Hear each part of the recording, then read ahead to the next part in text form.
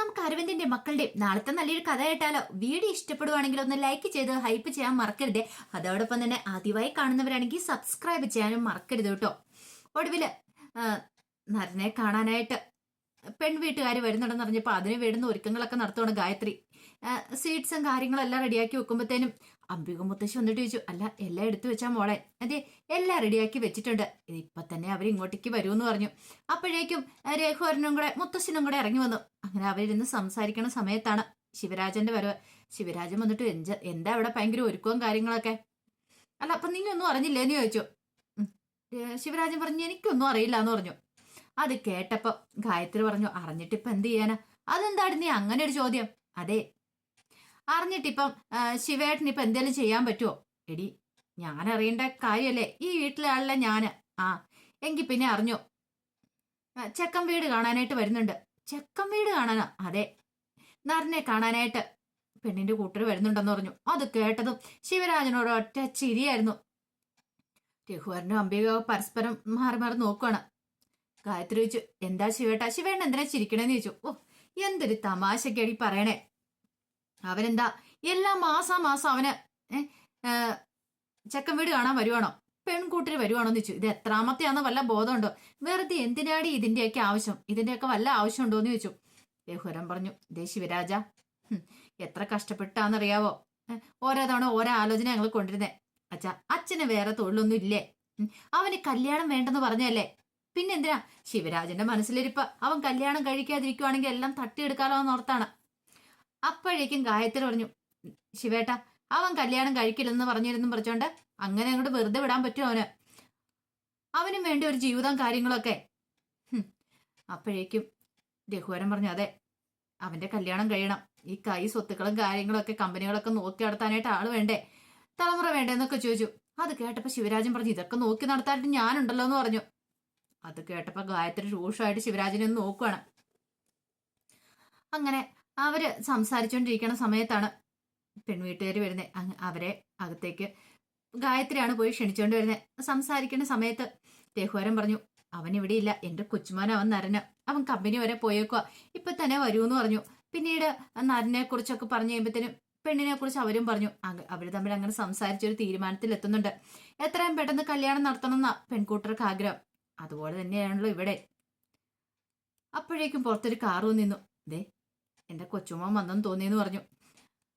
ഗായത്രി അങ്ങോട്ടേക്ക് ഇറങ്ങി ചെന്നു. പുറകെ തന്നെ ശിവരാജനും ഇറങ്ങി ചെല്ലുവാണ്.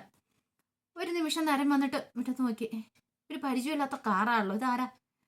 ഗായത്രി വിളിച്ചു, ആരാ ചേച്ചി? പുറത്തൊരു കാറ് കിടക്കുന്നത് ആരുടെയാ? ആരാ, വല്ല ഗസ്റ്റ് എന്തെങ്കിലും ഉണ്ടോന്ന് ചോദിച്ചു. എടാ അത് പിന്നെന്ന് പറഞ്ഞ് ഇങ്ങനെ നിൽക്കുവാണ്. എന്താ ചേച്ചി, ഗസ്റ്റുകളല്ലോ ഉണ്ടോന്ന് ചോദിച്ചു. ശിവരാജൻ പറഞ്ഞു, ഗസ്റ്റുകളൊന്നും അല്ലടാ. പിന്നെയോ? നിന്നെ ചെക്കൻ കാണാൻ വന്ന പെൺവീട്ടുകാരാന്ന് പറഞ്ഞു. ചെക്കൻ കാണലോ? അതെ, നിന്റെ കല്യാണാലോചന തകൃതിയായിട്ട് നടക്കുക, അകത്തെ പെൺകൂട്ടർ ഇരിക്കുന്നുണ്ടെന്ന് പറഞ്ഞു. ഇത് കേട്ട് കഴിഞ്ഞപ്പോ ദേഷ്യത്തോടു കൂടി ഗായത്രി ഒന്ന് നോക്കുവാണ്. നരന്, ചേച്ചിയോടൊക്കെ ഞാൻ എത്ര വട്ടം പറഞ്ഞു എനിക്ക് കല്യാണം വേണ്ടാന്നുള്ള കാര്യം. എന്നിട്ട് നിങ്ങൾ ആരും എന്താ കേൾക്കാത്തെന്ന് ചോദിച്ചു. എടാ മോനെ, ഇപ്പൊ നീ അങ്ങോട്ടേക്കൊന്നും പറയരുത്, അവിടെ പെൺകൂട്ടർ ഇരിപ്പുണ്ട്, എന്ത് ചെയ്യണമെന്ന് എനിക്കറിയാന്ന് പറഞ്ഞു. അതും പറഞ്ഞ് അകത്തേക്ക് കയറി പോയി കഴിഞ്ഞപ്പോഴത്തേനും ശിവരാജനോട് ദേഷ്യപ്പെട്ട് ഗായത്രി, നിങ്ങളുടെ മനസ്സിലിരിപ്പ് എന്താന്ന് എനിക്കറിയാം. ശിവേട്ട, ഒരു കാര്യം ഞാൻ പറഞ്ഞേക്കാട്ടോ, വെറുതെ അവന്റെ മനസ്സിലേക്ക് വേണ്ടാത്ത വേഷം കുത്തി നിറയ്ക്കാൻ ശ്രമിക്കണ്ടെന്ന് പറഞ്ഞു. അകത്തേക്ക് അവൻ അങ്ങോട്ട് കയറി ചെന്നപ്പോഴത്തേനും മുത്തശ്ശൻ പറഞ്ഞു, ഇതെന്റെ മകന നരൻ എന്ന് പറഞ്ഞു. അപ്പോഴേക്കും നരൻ പറഞ്ഞു, മുത്തശ്ശ, ഒരു കാര്യം ഞാൻ ആദ്യമേ പറഞ്ഞിട്ടുണ്ട്, എനിക്ക് കല്യാണം വേണ്ടെന്ന്. പിന്നെന്താ ഇവിടെ കല്യാണാലോചനയാണ് നടക്കണമെന്ന് ചോദിച്ചു. അത് പിന്നെ മോനെ, ഈ വിവാഹം നടക്കാൻ പോകുന്നില്ല എന്ന് പെൺകൂട്ടരോട് പറഞ്ഞു. എനിക്ക് കല്യാണം വേണ്ട, ഞാൻ കല്യാണം കഴിക്കാൻ തീരുമാനിച്ചിട്ടുമില്ല. ഇനി ഇങ്ങനത്തെ കാര്യം പറഞ്ഞുകൊണ്ട് ഇങ്ങോട്ടേക്ക് മേലെ കയറി വന്നേക്കരുതെന്ന് പറഞ്ഞു. അത് കേട്ടപ്പോ അവരുടെയൊക്കെ കാരണം തട്ടി കിട്ടിയാലേപ്പേ എന്ത് ചെയ്യാൻ പറ്റും? വിളിച്ചു വരുത്തി അധിക്ഷേപിക്കുന്ന പോലെ ആയിപ്പോയില്ലേ. നേരം പിന്നെ അകത്തേക്ക് പോലും കയറിപ്പോയില്ല. വന്ന വഴി തന്നെ നേരെ കാറിനകത്തേക്ക് പോയി കയറി. കാർ തിരിച്ച് റിവേഴ്സ് ഇട്ടങ്ങ് ഇറങ്ങുമ്പോഴത്തേനാണ് കാവേരി ആകെപ്പാടെ വിഷമിച്ച് ഹോസ്പിറ്റലിലേക്ക് പോകാനായിട്ട് അങ്ങോട്ട് ഇറങ്ങി വരുന്നത്. പെട്ടെന്ന് കാവേരി ഇടിക്കാനായിട്ട് തുടങ്ങണം. ഒരു നിമിഷം കാവേരി ഞെട്ടിപ്പോയി. ഞാനൊന്ന് തിരിഞ്ഞു നോക്കിയിട്ട് ഒന്നും മിണ്ടാതെ പെട്ടെന്ന് പോവുകയും ചെയ്തു കാറ് ഓടിച്ചോണ്ട്. കാവേരിക്ക് ദേഷ്യം വന്നു. ഇയാളൊരു മനുഷ്യനാണോ? ഇപ്പൊ തന്നെ ഇടിച്ചിട്ട് കൊന്നേനല്ലോ, എന്നിട്ടൊരു സോറി പോലും പറയാതെ പോയിരിക്കുന്നു. വൃത്തികെട്ടവൻ, എന്തൊരു അഹങ്കാരോ! പണത്തിന്റെ ജാടയാന്ന് എന്ന് ചിന്തയായിരുന്നു. കാവേരിയുടെ മനസ്സ് ആ സമയത്ത് നല്ലതായിരുന്നില്ല. അല്ലായിരുന്നേ കാവേരി ഉറപ്പായിട്ടും പ്രതികരിച്ചാണ്. ഒന്നും നോക്കത്തില്ല. കാവേരിയുടെ പഴയ സ്വഭാവം വെച്ചാണെങ്കിൽ കാവേരി ഇങ്ങനൊന്നും അല്ല. പക്ഷെ അരവിന്ദന്റെ മരണത്തോട് കൂടിയിട്ടാണ് കാവേരി ഒന്ന് ഒതുങ്ങിയത്. അല്ലായിരുന്നെങ്കിലോ പിടിച്ചു നിർത്തി വേണമെങ്കിൽ അടിയും കൂടെ കൊടുത്തു വിടുന്നായിരുന്നേ. പക്ഷെ ഇപ്പൊ കാവേരി അങ്ങനെയൊന്നും അല്ല. ഒടുവിലെ കാവേരി എന്ത് ചെയ്തു? ഹോസ്പിറ്റലിലേക്ക് വരുവാണ്. അപ്പം നീളമോളെ അഡ്മിറ്റ് ആക്കിയിരിക്കുക. സർജറിയും കാര്യങ്ങളൊക്കെ നടത്തണമെങ്കിൽ പണം കിട്ടണമല്ലോ. കാവേരി വന്നു കഴിഞ്ഞപ്പോ ഗംഗ ചോദിച്ചു, കാവേരി എന്തായി, പണം എടുത്തോന്ന് ചോദിച്ചു. ഇല്ല ചേച്ചി, കുറച്ച് താമസം ഉണ്ടെന്ന് പറഞ്ഞു. താമസോ? അതെന്ത് താമസം? അക്കൗണ്ടിൽ കിടക്കണ പണം എടുക്കാൻ എന്താ താമസം? ഒന്നുമില്ല. അപ്പോഴേക്കും നീളമോള് ചോദിച്ചു, കാവേരി ചേച്ചി എപ്പോഴാ എന്റെ സർജറി എന്ന് ചോദിച്ചു. അതെ, പണം കിട്ടിയ ഉടനെ സർജറി നടക്കും. ഗംഗ പെട്ടെന്ന് കാവേരി അങ്ങോട്ട് വിളിച്ചു മാറ്റിക്കൊണ്ട് വീട് ചോദിച്ചു, എന്താടി, എന്തേലും പ്രശ്നമുണ്ടോ? എന്ത് പ്രശ്നം? ഒരു പ്രശ്നവും ഇല്ലാന്ന് പറഞ്ഞു. പറയാൻ പറ്റില്ല. വിനീതന്റെ കയ്യിൽ നിന്ന് അങ്ങനെ ഒരു ഫോൾട്ട് സംഭവിച്ചെന്നറിഞ്ഞ ഗംഗേച്ചിക്ക് സഹിക്കില്ല. അല്ലെങ്കിൽ തന്നെ വിനീതേണ്ട ഒരു ഉത്തരവാദിത്വം ഇല്ലെന്ന് ഇടയ്ക്കിടയ്ക്ക് പറയും. വിനീതേണ്ണല്ല ഇതാന്ന്. അപ്പൊ വിനീതേണ്ട ഭാഗത്തുനിന്ന് പറ്റി തെറ്റാണ്. 50 ലക്ഷം രൂപ എപ്പോഴും ടി വിക്കകത്ത് ന്യൂസിനകത്തൊക്കെ പറയുന്ന ആരുടെ ഫോണിലേക്ക് വിളിച്ച് OTP ഒക്കെ ചോദിച്ചിട്ടുണ്ടെങ്കിൽ കൊടുക്കരുത്. അക്കൗണ്ട് നമ്പർ അല്ലെങ്കിൽ OTP ഒക്കെ ചോദിക്കും. ചിലപ്പോൾ വെരിഫിക്കേഷൻ ആണെന്ന് പറഞ്ഞിട്ട് ഒരു കാരണവശാലും ഫോണിലേക്ക് വരുന്ന OTP ഒന്നും കൊടുക്കരുതെന്ന് പറഞ്ഞുകൊണ്ടിരിക്കുന്ന വിനീത അത് കേൾക്കുന്ന. പക്ഷെ വിനീതൊന്നും മൈൻഡ് ചെയ്തില്ല. അതിനുള്ള ബുദ്ധി പോലും വിനീത് കാണിച്ചില്ല. വല്ലാത്തിരുതാ വിനീത് കാണിച്ചു കൂട്ടി വെച്ചതൊക്കെ. അപ്പൊ അത് പറഞ്ഞിട്ടുണ്ടെങ്കിൽ ഗംഗേച്ചിയും വിനീതേണ്ണുമായിട്ടുള്ള ബന്ധം തകരുമെന്നുള്ള കാര്യം കാവേരിക്കറിയാം. വെറുതെ എന്തിനാ? ഒരു കണക്കിന് വിനീതേണ്ണ അറിഞ്ഞുകൊണ്ട് ചെയ്തതല്ല, പെട്ടെന്ന് സംഭവിച്ചാണ്, അബദ്ധം സംഭവിച്ചു പോയതാണ്. ഇനി അതിന്റെ പേരിൽ അവരുടെ ജീവിതം കൂടെ തകർത്തിട്ട് കാര്യമില്ലല്ലോ. കാവേരിക്ക് എന്ത് ചെയ്യണമെന്ന് അറിയണ്ടായിരുന്നില്ല. അപ്പോഴേക്കും ഗംഗ പറഞ്ഞു, അതെ പൈസ അടയ്ക്കണമെന്നാ പറഞ്ഞെന്ന് പറഞ്ഞു. ഒരു കാര്യം ചെയ്യാൻ ഞാൻ ഒന്ന് പോയി റിസപ്ഷനിൽ പോയി സംസാരിച്ചിട്ട് വരാമെന്നും പറഞ്ഞുകൊണ്ട് കാവേരി അങ്ങോട്ട് ചെന്നു.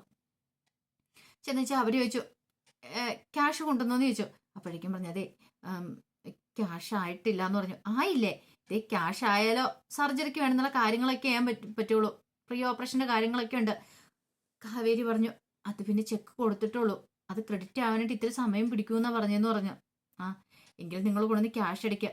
അല്ല മാഡം, അത് സർജറി കാര്യങ്ങളൊക്കെ നടത്തിക്കോ, ക്യാഷ് ഉറപ്പായിട്ടും അടയ്ക്കാന്ന് പറഞ്ഞു. അത് പറഞ്ഞിട്ട് കാര്യമില്ല, ആദ്യം ക്യാഷ് അടയ്ക്കണം, എങ്കിലാ സർജറിയുടെ കാര്യങ്ങളൊക്കെ നടത്താൻ പറ്റുള്ളൂ എന്ന് പറഞ്ഞു.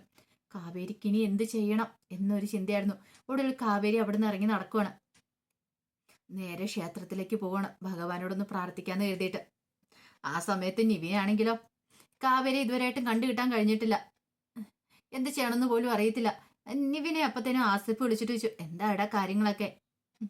കാവേരിയെ വിളിച്ചിട്ട് എന്തു പറഞ്ഞു? എടാ, വിളിച്ച് സംസാരിച്ചുകൊണ്ടിരിക്കുന്ന സമയത്ത് രാഗിണി വന്നത്, എല്ലാം കുളവായി. പിന്നെ അവള് ഫോൺ വെച്ചിട്ട് കോൾ എടുത്തില്ല എന്ന് പറഞ്ഞു. എടാ, നീ അമ്മയെ വിളിച്ചോ നിന്റെ? ഇല്ല, എനിക്ക് വിളിക്കാൻ പറ്റിയിട്ടില്ല. വിളിച്ചിട്ടുണ്ടെങ്കിൽ അമ്മയോട് എന്താ പറയേണ്ടതെന്ന് അറിയില്ലല്ലോ, അതുകൊണ്ട് ഞാൻ വിളിച്ചിട്ടില്ല എന്ന് പറഞ്ഞു.